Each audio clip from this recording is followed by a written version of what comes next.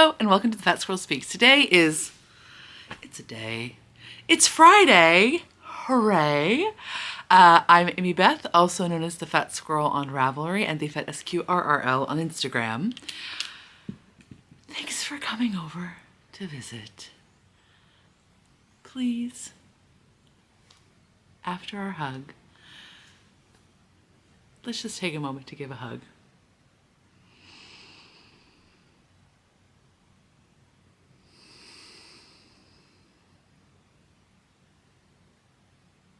I hope you felt it.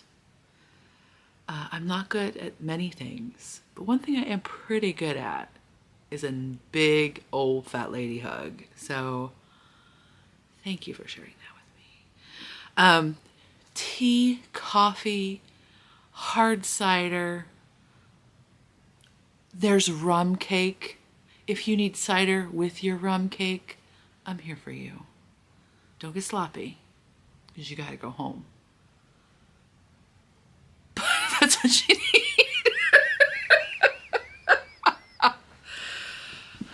God bless. So yeah. Are you in your feels? I'm in my feels. I appreciate so much so many of you responding to the last time we spoke about our human burn chain. Clearly, there's gonna be a big old hands across the world level burn chain of this insane-o blizzard. So I'm so glad that we already have those measures in place and we're just gonna build on it. So thank you. Thank you so much. I really do appreciate so much of your support and your encouragement. Yeah, it's really helpful, and it's helpful for this, but it's also just helpful for this. And so thank you so much. I'm going to start trying to do some shorter episodes, but maybe slightly more often. We'll see how it goes. We're going to try it out. We're going to experiment. We're going to see how that works out for us. But before we get into the day's episode, I just want to send multiple thank yous. Thank you to Burn Chain participants. Thank you to patrons of the podcast. Thank you to folks who have shopped my shop. Big, huge thank yous to all of you. You're greatly appreciated. In this time of $7 bottles of A1 sauce, can we just take a minute? I don't consume A1 sauce, but I live in a house with someone who does. That was not on the paperwork when I agreed to move in, but here we find ourselves. And we also find ourselves in a place where one bottle of said sauce is $6.99. Just, sorry, I don't want to, but that was just a point of this on top of everything else.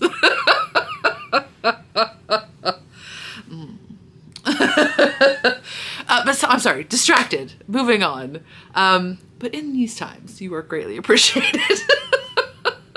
I hope to have an update on November 15th. It's going to have some quilted bags. It's going to have some one-of-a-kind quilted bags. I don't have them to show you because bog. I'm living in it. I'm living in the bog. So those are not ready yet, but hopefully they'll be there November 15th, fatsquirrelfibers.com. Okay, that's the administrative. Let's get into it. So before we even get started, in case you find yourselves being distracted, you're moving on to something else, you're doing other things, here are my top 3 coping strategies for this week. So before we get into the craftiness, I have 3 things that I sometimes forget that make me feel better. So I just thought I would share those with you because there's things that I don't usually, tools that I don't usually have to access, but then when it comes time that I do need them, sometimes I just forget that they're there. So here are some things that help me. I would love to know anything that helps you. So number 1 thing, dance party. I'm not a dancer. I don't have the fancy moves. Perhaps because of that, I recommend something from your easy listening 80s faves. Maybe something with a little snapping. That helps quite a bit. Nothing cool. You don't want the cool music, unless you're a cool kid, and I am not. But for those of us who are not cool, like myself, and don't have the fancy moves. Sometimes it's really helpful to not play the cool music, because then it just allows an additional level of freedom. Like, I don't feel like, I can be dorky and dance to Betty Davis Eyes with my dog in the living room. And it feels right. It doesn't feel like I'm pretending to be something I'm not. But it is a good little way to just get back in the body and have a moment. Also, your dog will appreciate it. Or your humans. Or your cats. Or your toads. Whatever. Or you yourself and you. That's great too. Thing number 2 that I forget that makes me feel better. When I was younger, in the olden times before the fancy phones that talk to space, when I didn't feel well, when I was sick, when I was having a bad week, when something crazy happened, I would take myself to the drugstore and buy magazines. If there was a bookstore, like, this is so old that there sometimes was not a bookstore. But I would go and buy a few magazines. It was a special treat, something I don't let myself do very often. And it was very soothing. But now, if you have forgotten, your public library probably has magazines on one of their apps. So my library uses Libby, and Libby you can search by the magazine title. So if you really need to catch up, is there even still Martha Stewart Living? Don't look at that one. That's going to have too many ads. If you really need to catch up on past episodes of Piecework or Tiny Looms or America's Test Kitchen or Cooks, you can just search by title. But most of them also have on the front page will have a section that's called magazines, where you can just go and browse and see what is available to you, because there's probably going to be something you haven't even heard of, right? Because magazines are fancy. And I don't know about your library, but my library even often has those single edition bookazines. So they're magazine sized, they're magazine format, but they're $20,000 or something. They cost 3 bottles of A1 sauce. But they even have those. So you can subscribe and you can get the new ones all the time, or you can just use it as a sometimes treat. Also, you could just go shop at your public library, which is a thing that I don't do very often because I don't like to be perceived in the world so much. But I often do it online and get some treaty books sent to my little Holds pickup shelf, and then smile at your librarian because their job is really hard. And then number 3, what was number 3? I've already forgotten what number 3 was. Oh, this one is specific to me, but you might find it helpful too. I've been playing way too much Wingspan. I personally like it on the iOS app, but I know they have it for Nintendo Switch, and I know that Board Game Arena also has it on their website. Now, it's slightly different on Board Game Arena. It is truer to the actual board game format. If you don't know what Wingspan is, it's a game in which you are building an aviary of birds. They have different powers. They have different abilities when you play them sometimes. You play them into different habitats. And it's a real good time. But the exciting thing is, if you do play it on the app, again, I'm familiar with the iOS version, but the Nintendo Switch, I think, is the same thing from what I can see. When you click on the birds, they make their calls. They're also animated. You can get fancy backgrounds for your board game experience. And you can play against the humans. You can play on a device, hot seat style. Or you can play with actual people online. I don't find that to be very useful on the app. I've only tried it once or twice. It didn't really work for me that great. But you can. Their AI competitors are pretty good, and they are not as challenging as a human, but they are at least not ridiculous. So yeah, that here. I'm just gonna show you my background because I just realized that they have a Hobbity background. Right. And then your birds will show up there. And you see, so this is your bird feeder. These are the foods you can select. And it actually is showing you that it's a close-up of the tree. Because there's a little bird feeder in the tree. There's apples and pumpkins. I'm just saying. So that may be just for me. but you might enjoy it too. It is available with the European birds and the Oceania. There is one more expansion, but I don't remember which one that is. Anyway, it's available with expansions as well. I definitely recommend the expansion, the Oceania expansion that has nectar. It makes it a less grueling, less grinding experience. If you played Wingspan before and you felt like you just like could not get enough birds in your aviary, you could not get enough worms, you could not get enough fish, it's much more forgiving and a little bit more flexible. Some people don't like it as much. I really enjoy it. Thank you to Laura of the Knit Girls for recommending it to me. So those are my 3 things that I'm really enjoying right now. The Wingspan thing might be a little bit too much for me. Whatever, it's fine. Don't take it away from me. So yeah, that's what I'm enjoying right now. But then let's get in to the craftery. So this week I have some stitching to show you, and I have a little bit of knitting to show you. And I think that's it. Oh, I did want to show you this one other book that you could check out from your library. What is up? So this is called In Stitches, The Enchanted World of Coral and Tusk. This is Stephanie Housley. Coral and Tusk, I had not heard of them. I think I got an ad for them like 8 million years ago, and they are not in my Lifestyles price range, but this book is very enjoyable to look at. It's all chain stitch. I believe it's all chain stitch embroidery that's like just pictorial and like super fun. So woodland.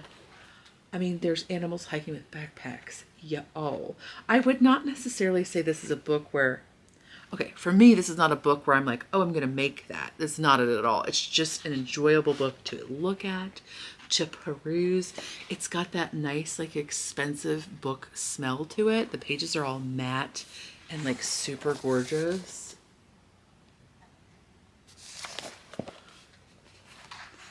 Almost everything is a linen-y sort of background. Oh my gosh. What's up with the pineapple cat? Rabbit. It's Pineapple Rabbit. I'm just saying. I totally just like glossed over the space owl. We could look at this forever and we shouldn't do that. But this, very enjoyable. In Stitches, The Enchanted World of Coral and Tusk. And even the cover that's just not, that is actual textured, it's chain stitched, the cover itself. What is this world? We can make these things. We just have to heal a lot of wounds that a lot of us are experiencing, so we can move forward into this world. It's right here. Okay, sorry, didn't mean to get off on a track. Okay, so in stitching, okay, these are both projects that have began last year in the fall. Last year in October, when I went to hang out with my friends in Paducah, well, it wasn't really in Paducah, but it was close. I had brought this English paper piecing project. I love the idea of English paper piecing. I quite enjoy doing it, but I've never really found a project that I was especially in love with. I know it's out there. I just haven't found it yet. But last year I did purchase, before I went on vacation, I purchased a kit from Violet Craft. It's called the Barn Owl. And when I say kit, it is just the paper pieces, so no fabric. But it is all the paper pieces. They were all punched and they were all labeled. So it's a kit. It's just not a complete kit. And so I last year found the fabrics I wanted to use for the owl itself, and then shopped when I was on vacation for the background fabrics. And so that was all very enjoyable. I will put a picture of sort of like my supplies here. And so when I was on my trip last year, I did all of the owl pieces. I cut them all and did all of the glue basting. When I do English paper piecing, I use the glue pen from Soline. It's a pretty common item, but there are different ways that you can do stitch basting, all different things. But I was really afraid because I had like basted all my pieces and then I just didn't work on it for like for literally more than 1 year. And I thought, oh, when I get that out, that glue is going to be all dried out. It's probably just going to like all pop off. And I am pleasantly surprised. They're really fine. So here is my project so far. This is the owl's wing. Right? His little head goes right here. And these are just wovens that my mom gave me for Christmas several years ago. And you can get, if you don't know what English paper piecing is, you're sort of just like using paper forms so that you can create like really very symmetrical pieces. Like that's traditionally what you would do, like a grandmother's flower garden or something like that. But it's also a really good way to do these sort of like more modern abstract quilts because you can imagine if you had to cut and piece this, it would be a nightmare to get it all to fix together exactly how you wanted it to. So this is a way that you can do it, and everything puzzles together. It's like a jigsaw puzzle with fabric. So it's very enjoyable. So what I like to use is the Soline. I told you about that.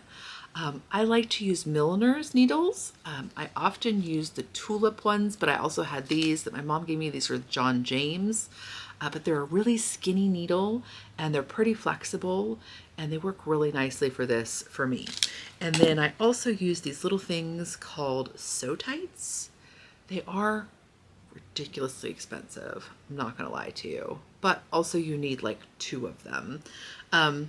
So you can, and you don't have to have them. You can use, you don't have to use anything. You can just hold the pieces together with your strong little fingers, or you can use like those quilt clips, like those little bindery quilting clips.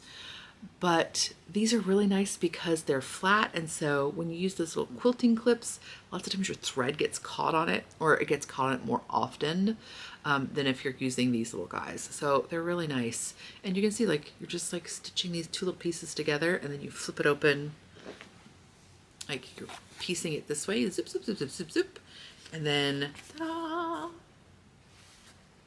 So there's my little owl wing so far. So that's been very enjoyable. That is more of an audiobook activity for me because I do have to like look at it. Just FYI. And then also in stitching, I have been working on a quilt. And so again, last year when I was on a trip with friends, I found a bunch of homespuns at Ma's Got a Notion. And I can never remember if it was Havana, Illinois or Cuba, Illinois, but it's one of those. It's on the Illinois River.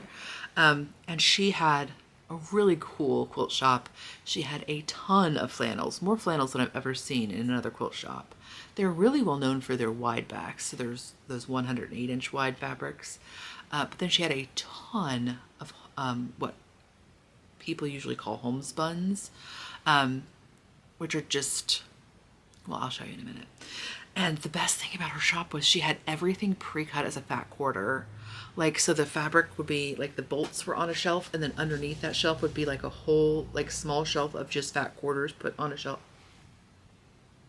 So awesome, because then you could like just grab them off. You could get a fat quarter. You didn't have to buy a whole half yard or a skinny yard, quarter yard.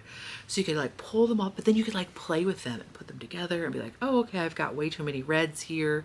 And you could have like, 30 in your hands, whereas you cannot really carry 30 bolts of fabric in a way that is helpful or useful.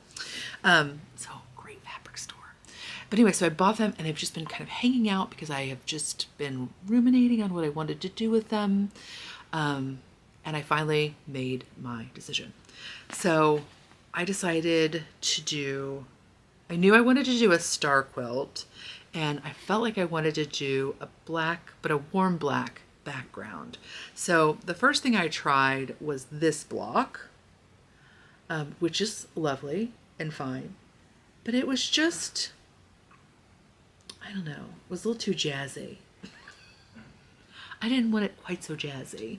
So I decided to go just with the star. So usually people call that a Missouri star.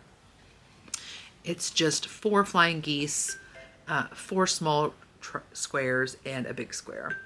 And I'm sorry, I should have turned off my phone before you came to visit. I apologize. So yeah, I just want to show you some of my finished blocks. And so I'm not going to show them all to you because right now I have 26 or 27 different fabrics, and I have 4 of each fabric. So I'm not going to show them all to you, I'll just show you a few. But yeah, I'm really pleased with it. The black is, I want to say that it's peppercorn, but that could be a lie. But it's one of the artisan shot cottons, which I really like the texture of after they're washed. I mean, the texture is fine before they're washed, but I really like the texture after they're washed, so I'm hoping that I will like it. So yeah, so I just have I have a bunch of these, and I've just sort of like started to do the layout. What I think I'm gonna do, what I'm pretty confident I'm gonna do, is do a 1-inch sashing of the artisan shot, the black, and then do cornerstones or reds. So I have like 3 or 4 or 5 reds that I sort of put aside with that intention. And originally I thought maybe what I would do is do like a scrappy sash. So just do like each sashing be a different homespun. But I sort of laid it out, and again, it felt kind of busy. It felt, not that it was wrong, it was just maybe not what I had in my head for this, which I wanted to feel very just like cozy and sort of like scrappy, but still like soothing. So yeah, so that's just a few of them. I have 108 so far, and I think that's where I'm going to be, because they'll finish with the sashing to about 9 inches square. So that gives me pretty much a queen size quilt. And I have a quilt batting from a mill that's a wool batting, so I'm excited, although I probably will have to hand quilt it. So I'm still trying to decide what I want to do on that. One option is to do ties. That is a possibility. Another option is to, this is going to sound crazy. I don't know if this is acceptable. Another option is actually you can baste a quilt. My friend Jessie at our retreat, or like our vacation-y thing, she had, you know, like those little clothing tags that they hold the price tag on, the plastic ones. You can baste a quilt with those. You can get really short ones, and you can use that to baste a quilt. There are positives to it, like you can sew over those, that it doesn't gunk. Like spray basting, it's very easy to get overspray and to get spray onto stuff, and like also that spray adhesive, that spray based adhesive is very expensive, and it's just, again, kind of messy, whatever. I found that spray basting did not hold as well for the thing I was hand quilting either, which makes me a little bit uneasy, but maybe I just didn't, whatever. Of course, the negatives are that there's like a million little plastic pieces, which that's not great, but also people are flying private jets, so maybe I don't feel quite as bad about it. But my thought was, if I used that, I could actually just use that to baste the quilt, and then I could like bind it, and then I could just like quilt as I could just like quilt it as I'm using it. Is that crazy? Is that gonna make a huge problem? I don't know. It seems like it could work, right? Like you could like theoretically like even launder it with those in there. I don't know. Have you ever tried that? Is that a thing? I don't even know if it's a real thing that anybody does. Or like maybe there's a really good reason that you don't do that, but it feels like it could work. Like especially if you were going to hand quilt, because like if I was afraid I was going to machine quilt, that I might sort of still like whatever. It's less forgiving, the machine quilting. But the hand quilting, you can kind of zhuzh it. You can kind of like make it work if like your backing is a little puckered in a place. Also, I'm not super into perfection on quilts. I do like the piecing to be sort of perfect, but that's mostly because if it's not pretty accurate, it just goes haywire real quick. But the quilting itself doesn't bother me if it's not perfect. So anyway, I don't know, what do you think? Like that way I could just like kind of work on it throughout the winter. Like I think that would be A, fun, B, probably realistic, because again, I don't know that I'm ever going to quilt this quilt if I have to hand quilt it. I mean, anyway, I'm thinking about it. Those are the things I'm thinking about, and that's my quote. Okay, and then in cross stitching, the thing I found last week when we were talking, again, thank you so much. I found my Heartstrings Samplery Perry Pear. So it's a reproduction sampler. And this one actually is probably a sampler stitched by a boy, which is pretty unusual. But I also really liked the fact that it had a limited color palette. Those were very nice for me. I just really like stitching with just a few colors. Yeah, so anyway, so that's what I'm working on. I think the suggested was 30 count, and I think I am doing 32. So I am using 32 count Belfast linen in flax. So that's Zweigert. I couldn't think of it. I was like, that's the, the company that does all the linen. So here is my guy so far. I took a break. There is some over one down here for the like little saying, but everything else is over two. So I'm doing 2 strands over 2 for the main sampler, and then 1 over 1 for this little wording bit. So yeah, I'm really pleased with how it's turning out so far. You can see this will be the size of it. I've got the border completed. So it's a fun shape that it's longer. I like when there's like it's not asymmetrical, but like when it's not square. Yeah, I'm really enjoying it. I probably wouldn't do the over 2 on anything more than 32 count because like in the deer, it does start to get a little bit dense. Oops, sorry. But it looks really good. Yeah, so it's been very pleasant. And the nice thing about like limited color palette is like, for example, I really love this little band. It's super easy. But you can do, you can do both the colors at once. So there's a little bit less room for counting errors, which I also really appreciate. The threads I am using are Weeks Dye Works in Juniper and Weeks Dye Works in Cinnamon Toast, I want to say. Juniper and Cinnamon Toast, and also Weeks Dye Works in Molasses. So those weren't the called for, but I got them at a local shop in Scienceville, I want to say. And so that's what, yes, Scienceville, Persnickety Stitchers in Scienceville. And so I just purchased what they had. And I have had to buy a skein more of each of them, and I'm actually probably going to need to buy a total of 3 skeins of the 2 main colors, the Juniper and the Cinnamon Toast, because I am almost out of my second skein. Maybe I needed 2 skeins of Juniper and 3 of Cinnamon Toast. Yeah, that's right, because I'm still working on my first skein of Juniper. So I'm essentially going to need 2 skeins of the green, 3 skeins of the like toffee color, and then just 1 skein of the dark brown. It's very pleasant. Enjoyable. And then in knitting, I'm just going to show you my finished object and then the one thing I'm working on the most. So I finished my Musselburgh. So of course, this is a pattern by Isolde Teague. This one is not for me, so it's a little bit tighter than I like my hats. But this one is for the donation pile. Potentially the child coming home from college pile. So, right, it turned out super cute. This is Vesper sock yarn, 100% superwash merino.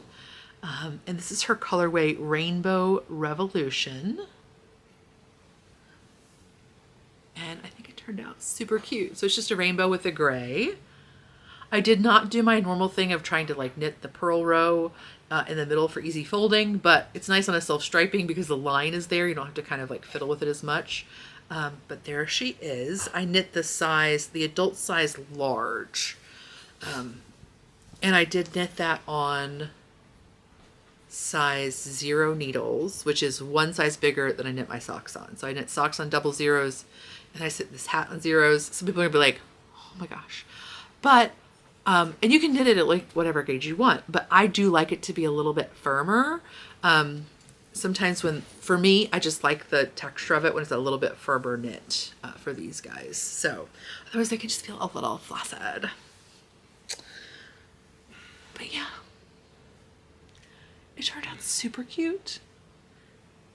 And I've already started another one because I think I should just always have one on the go. And the new one I'm knitting, well, I'll show it to you next time. And so then the last thing I'm going to show you is what else I've been knitting on mostly this week. And that's the Nexus sweater, which is a pattern by Natasha Hornby. You may have seen another version floating around on the internets that's by La Bien-Aimée, which is her beautiful yellow color. So last time we talked, I discussed that I was having trouble with my hem. So I was having trouble with this bottom band. It was lettucing, it was flipping up, it was being obnoxious. I had already worked the last 2 rows, so it ends with like a garter ridge. I had worked that to try to get it to fix, didn't fix it. I took the whole band out, re-knit it, and then bound off, and then still had an issue. So what I ultimately ended up doing was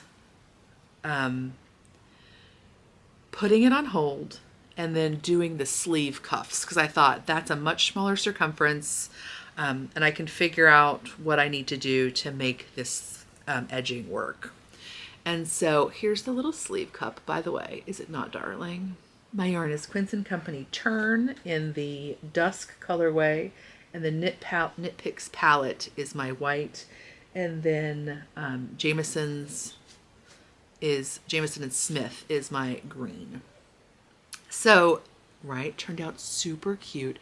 And what I found that I needed to do was, when I do my garter row, as I transition, so the first row, the knit row of the garter row, I knit 8, knit 2 together across, and that was enough to keep it from lettucing and flipping out as much. Now the bottom hem is a little bit curvy. You can see it kind of wants to roll, but it seems like it is okay on my body. And what I did for it was I actually did knit 7, knit 2 together. So I decreased it even more because again, it's a shorter hem, and it was a little bit, it's not as like close to the body as the sleeve cuff is. So using that information, that's what I'm doing for the button band, the buttonless band. I'm going to go ahead and work that and do the knit 7, knit 2 together before I do the final, or as I'm doing the final 2 rows before the bind off. So hopefully it will behave itself. We'll see. Let me discuss. I will not be doing this welt again because this is a big stinking welt. Like, that is a long welt, and I definitely was not looking forward to it. I've been dreading it, the whole sweater, and it was obnoxious. I'm not gonna lie. Not the pattern's fault, nothing like that. Just the technique itself I do not find to be very enjoyable. So yeah, other than that, I have found the pattern. The only thing I do not like about the pattern is that when you're doing pickups, she doesn't necessarily give you a pickup rate. So it's not like pick up 4 stitches for every 5 rows. It's pick up X number of stitches over this area, which is not my favorite way to do things. Now, she does offer you, like if you're making the sweater longer, she does tell you how many stitches to pick up per inch. So you could totally just like pin out your inches and so that it would be a little bit more evenly spaced, a little bit more accurate as you're picking up. What I did is I wasn't sure how on gauge I was, so I just measured like my gauge for my button band texture versus my stockinette and did the pickup that way. And so hopefully it will come out well. It should. Mathematically, it should. And then I sort of like rounded down. So my pickup rate, I'm sorry, my light is being weird in terms of like what, like the camera's, like I'm having a little bit of like raccoon. What was I saying? Oh, so I picked up slightly less than a perfect ratio for my row to stitch gauge. So I think I should have picked up like at 0.8125 and I picked up at 0.8. So the intention was I do like my bands to be a little bit snugger because if you pick up too many stitches for your button band, it will make your sweater flare out. And I definitely don't like that. And also it's like an area that gets stretched out a little bit more as you're wearing it. So for me, hopefully it'll work out well. We'll see. If it doesn't work out well, it might just stay that way. Because I don't foresee a world in which I would redo that welt. It's not gonna happen. But yeah, so that is all of my crafting for the week. Two. It's been two. It's been two-ish. But it's just shorthand to say week. Anyway, rambling. Yeah, I said this was going to be a shorter episode. We'll see when I actually go to edit it. But yeah, I'm going to try to start recording a little bit more frequently, but a little bit less. Because it feels like it's turned into like a, this is what I'm knitting, boom. This is what I'm sewing, boom. And I don't know, I want to like have more conversation with you, but I don't want it to get overwhelming. So we'll see. I'm working it out, and like changes won't happen overnight. That's me talking to myself and trying to give myself a little bit of grace. But anyway, yeah, I'm gonna make myself a turkey club for lunch. I'm gonna do it. I'm gonna make myself a turkey club. I'm gonna drink a fancy drink. That's what I'm gonna do. So thanks for coming over. I hope you still have some golden leaves where you are.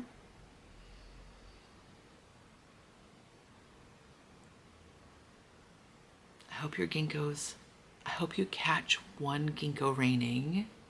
It's that's a big hope for you. Like that's a big ask for the universe, but just keep your eyes open, right? Like keep an eye on those ginkgos, man. Because I think we could all really benefit from some good ginkgo leaf rain for my Northern Hemisphere folks. And I'll talk to you next time. Bye.